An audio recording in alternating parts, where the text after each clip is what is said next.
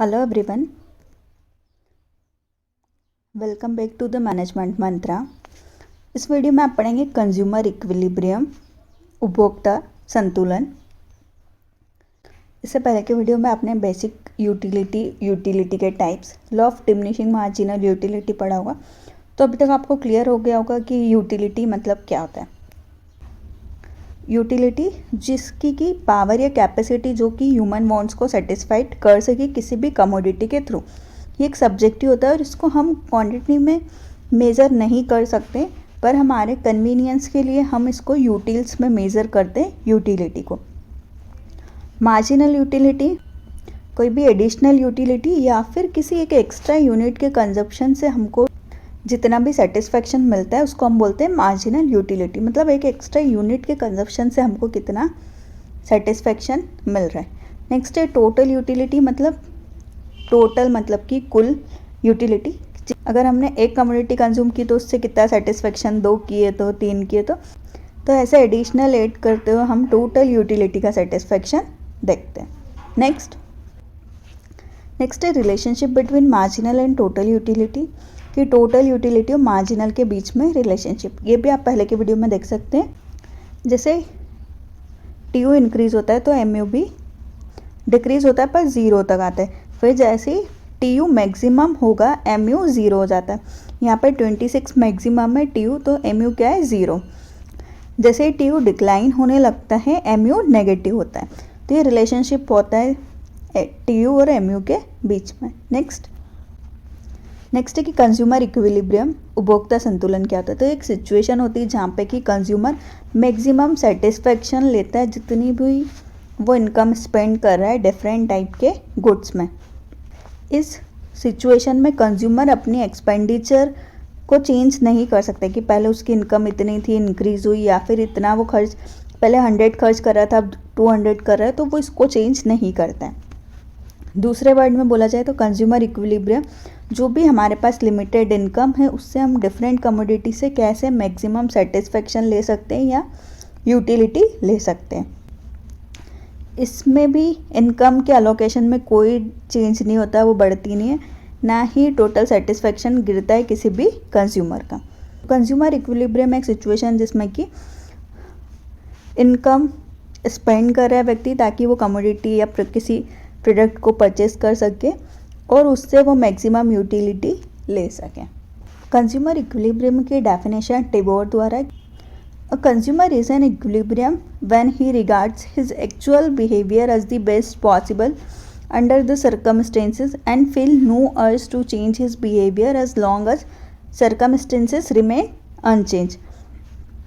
कि जो कंज्यूमर का इक्विलिब्रियम है वो बताता है उसके एक्चुअल बिहेवियर को जो भी बेस्ट पॉसिबल सर्कमस्टेंसेस में होगा और उसके बिहेवियर में कोई चेंज नहीं आता है, वो बिहेवियर लॉन्ग टाइम तक सेम रहता है। मतलब कंज्यूमर इक्विलिब्रियम उसकी जितनी भी कांस्टेंट इनकम है जिसको वो स्पेंड कर रहा है उसमें कोई चेंज नहीं होगा। वो किसी एक या दो से ज़्यादा कमोडिटी को परचेस कर रहा है ताकि वो उसकी नीड्स और वांट्स को सेटिस्फाइड कर सके। अब ये सेटिस्फैक्शन के लिए वो किसी भी चीज़ का कंटिन्यूस कंजप्शन करता है और अगर उसने किसी एक प्रोडक्ट को चूज़ कर लिया है तो वो उसको चेंज नहीं कर सकता, उसके टेस्ट में प्रेफरेंस में चेंजेस नहीं होंगे। तो ये चीज़ें कुछ कांस्टेंट रहती है। नेक्स्ट है एजम्पशंस ऑफ कंज्यूमर इक्विलिब्रियम, कि कुछ एजम्पशंस पे ये लॉ वर्क करता है। फर्स्ट है कि रेशनल कंज्यूमर, जो भी कंज्यूमर है वो रेशनल है, वो लॉजिकली सोचता है, उसके पास नॉलेज है और उसको पता है कि उसकी लिमिटेड इनकम में वो कैसे मैक्सिमम सेटिस्फेक्शन को गेट कर सकता है। नेक्स्ट है कार्डिनल यूटिलिटी, जो भी यूटिलिटी है जैसे कि हमने देखा हम उसको यूटिल में मेज़र कर रहे हैं, एक मेजरमेंट की टर्म, तो उसको हम 1 2 3 नंबर्स में देखते हैं। नेक्स्ट है इंडिपेंडेंट यूटिलिटी, कि जो भी कमोडिटी का हम कंजप्शन कर रहे हैं वो इंडिपेंडेंट है, वो किसी अदर गुड से अफेक्ट नहीं होती है। नेक्स्ट है constant marginal utility of money, जो भी मार्जिनल यूटिलिटी ऑफ मनी है वो कांस्टेंट है, मतलब कि हमने जो इनकम मनी की डिसाइड की कि हम इतना स्पेंड करेंगे वो सेम है। नेक्स्ट है फिक्स्ड इनकम एंड प्राइस, जो भी कमोडिटी का प्राइस है या इनकम है जो हम एज्यूम कर रहे हैं वो क्या है, फिक्स्ड है।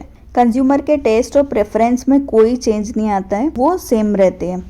नेक्स्ट है कि जो कंज्यूमर है उसके पास परफेक्ट नॉलेज है, फुल नॉलेज है जितने भी डिफरेंट गुड्स अवेलेबल है मार्केट में और जिसमें कि वो अपनी इनकम को स्पेंड कर रहा है। तो ये कुछ एजम्पशन है जिस पे ये लॉ वर्क करता है। अगर आपको ये वीडियो पसंद आए तो प्लीज़ लाइक कीजिए, चैनल को सब्सक्राइब कीजिए और किसी टॉपिक्स पे वीडियो चाहिए तो आप कमेंट कर सकते हैं। नेक्स्ट है डिटर्मिनेशन ऑफ कंज्यूमर इक्विलिब्रियम। जो कंज्यूमर इक्विलिब्रियम है उसको दो सिचुएशन में एनालिसिस करें, जब कि कोई भी पर्सन सिर्फ एक कमोडिटी को कंज्यूम कर रहा है। सेकेंड है जब या तो वो दो कमोडिटी या दो से ज़्यादा कमोडिटी को कंज्यूम कर रहा है। तो ये दो सिचुएशंस डिफरेंट होती है। तो पहले हम फर्स्ट देखेंगे फिर सेकेंड। फर्स्ट है consumer equilibrium in the case of one commodity, कि जब एक कमोडिटी को परचेस करते हैं तो इस सिचुएशन में कंज्यूमर अपना मैक्सिमम सेटिस्फेक्शन उस पर्टिकुलर कमोडिटी को कंज्यूम करने से लेता है। जो भी उसका प्राइस रहता है उस प्राइस पे उस कमोडिटी को परचेस करता है in terms of sacrificing his price या फिर in terms of sacrificing his money. जिस भी कमोडिटी को वो कंज्यूम कर रहा है उससे उसको यूटिलिटी या फिर सेटिस्फेक्शन मिलता है। ये law of diminishing marginal utility पे वर्क करती है। हर यूनिट कंज्यूम करने के साथ कंज्यूमर का जो सेटिस्फेक्शन है वो डिक्लाइन होते जाते हैं जैसे ही वो ज़्यादा से ज़्यादा कमोडिटी कंज्यूम करते हैं। पर इस लॉ में जितना भी वो मनी दे रहा है किसी भी कमोडिटी के लिए वो उसका कांस्टेंट रहता है कि उसके पास सेम मनी है, 500 है, 1000 है, उस कमोडिटी का प्राइस भी सेम रहेगा। 100 है तो हर बार जब वो कंज्यूम करेगा 100 ही होगा। नेक्स्ट, कोई भी रेशनल कंज्यूमर किसी भी कमोडिटी का तब तक कंजप्शन करेगा जब तक कि मार्जिनल यूटिलिटी जो है वो इक्वल हो जाएगी जो भी कमोडिटी का प्राइस है या फिर उसका मनी है जितना कि वो दे रहा है, तब तक वो उस चीज़ का कंजप्शन करेगा। अगर उसके बाद वो कंजप्शन करता है तो उसको जितना वो मनी खर्च कर रहा है उससे उसको कम सेटिस्फेक्शन मिल रहा है, मतलब उसको लॉस हो रहा है। तो कंज्यूमर अपना मैक्सिमम सेटिस्फेक्शन लेना चाहता है, उस पॉइंट के बाद कंजप्शन करना या एडिशनल यूनिट का कंजप्शन करना वो उसकी मनी की वैल्यू से उसको कम मिलता है और उसके टोटल सेटिस्फेक्शन में कमी आने लग जाती है। जब कंज्यूमर एक यूनिट जो कि इक्विलिब्रियम पॉइंट के बाद परचेस करते हैं तो उसकी जो मार्जिनल यूटिलिटी है वो बहुत कम होती है और जो उस मार्जिनल यूटिलिटी का मनी है वो ज़्यादा होता है। उसके बाद उसके लिए कंजप्शन करना बिल्कुल ठीक नहीं होता। तो ये कुछ बेनिफिट्स है डिफरेंट यूटिलिटी के। तो कंज्यूमर सेटिस्फेक्शन जो कि मैक्सिमम होगा उस पॉइंट को बोलते हैं हम इक्विलिब्रियम। सपोज़ कि किसी भी कमोडिटी का प्राइस है 50 या 60, तो हर यूनिट का प्राइस कांस्टेंट है, पर फर्स्ट यूनिट से उसको मार्जिनल यूटिलिटी 80, फिर सेकंड से 70, थर्ड से 60, फोर्थ से 50, फिफ्थ से 40। तो यहाँ पे थर्ड यूनिट पे उसको 60 रुपीज़ में 60 यूटिल्स का सेटिस्फेक्शन मिल रहा है। इसके बाद अगर वो परचेस कर रहा है तो 60 रुपीज़ में वो 50 ले रहा है, मतलब उसको सेटिस्फेक्शन में लॉस हो रहा है। तो वो इस पॉइंट तक तो वो अपने मनी खर्च करता है पर उसके बाद वो खर्च करना नहीं चाहता है। इसके बाद वो अपने मनी को ही सेक्रीफाइस कर रहा है इस पॉइंट के बाद और मार्जिनल यूटिलिटी बहुत कम होने लग जाती है और वो पर्टिकुलर चीज़ के लिए ज़्यादा पैसे दे रहा है। अब इसका डायग्राम, तो जैसा कि हमने देखा था एक्स एक्सिस पे यहाँ पे दिख रहा है क्वांटिटी, वाई पे प्राइस। तो उस टेबल के अकॉर्डिंग ये ग्राफ बना हुआ है जो कि ये बताता है पॉइंट को, और ये प्राइस है जो कि कांस्टेंट है जो कि हमेशा 60 होती है। तो हमने देखा था फर्स्ट पे हमको 80, फिर 70, फिर 60, थर्ड यूनिट पे, फोर्थ पे 50, फिफ्थ पे 40, इस तरह से यूटिलिटी मिल रही थी। तो जब हमको लग रहा है जब ई पॉइंट की बारी आती है या फिर थर्ड यूनिट की बारी आती है तो थर्ड पे हमको 60 रुपीज़ में 60 यूटिल्स का सेटिस्फेक्शन मिल रहा है। मतलब कि ये पॉइंट होता है कंज्यूमर इक्विलिब्रियम का in the case of one commodity. इसका formula MU is to price, जहाँ पे कि मार्जिनल यूटिलिटी इक्वल होता है प्राइस के। नेक्स्ट, सेकेंड है consumer equilibrium in the case of two commodity.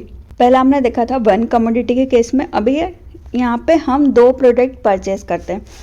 ये एक सिचुएशन होती है जबकि कंज्यूमर मैक्सिमम सेटिस्फेक्शन लेना चाहता है कंज्यूम करके कमोडिटी को उसके कॉम्बिनेशन में। कंज्यूमर अपनी फिक्स्ड इनकम को स्पेंड करता है डिफरेंट गुड्स पे ताकि वो मैक्सिमम यूटिलिटी ले सके। उसका प्रेफरेंस बताता है कि जो भी कमोडिटी में वो इन्वेस्ट कर रहा है जिसमें ये कमोडिटी हाईएस्ट एमयू वाली और सेम प्राइजेस वाली होती है। इन डिफरेंट कमोडिटी से मिलने वाला जो रिटर्न होता है उसको हम देखते हैं कि फिर कंपेयर करते हैं, जो हमको मैक्सिमम देगा हम उसमें इन्वेस्ट करेंगे। तो जो law of diminishing marginal utility वो यहाँ पे भी सेम तरीके से वर्क करता है। वो जब डिक्रीज होगा तब कंजप्शन इंक्रीज होता है कमोडिटी का।